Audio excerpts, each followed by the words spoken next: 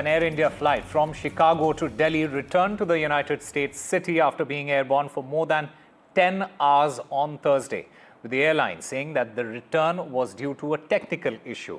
However, a source aware of the development said that the aircraft had to return as many of the lavatories were clogged. This flight was operated by a Boeing aircraft and returned to Chicago's airport after being airborne for over 10 hours. And my colleague Tanushka Datta joins us on the phone line to get us more on this. Tanushka, just break it down for us. What exactly took place?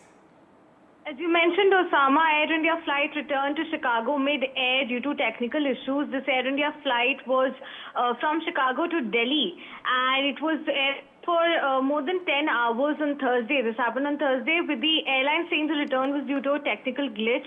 However, the source mentions that this happened as the lavatory inside the aircraft were clogged. This flight was a Boeing 777-337ER aircraft, and it returned after such information, and upon landing at Chicago, all passengers and crew were disembarked normally. And what we, however, understand from the Air India spokesperson, saying that this particular aircraft did, come back with the passengers on board were compensated with accommodation to minimize their inconvenience. Alternate arrangements were made for all the passengers to fly back to their destination.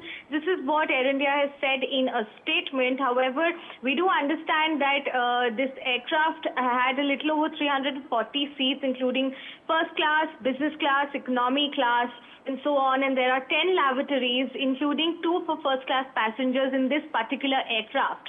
And what we do understand is that the aircraft had to stop, or rather fly back mid-air, because the lavatories were clogged.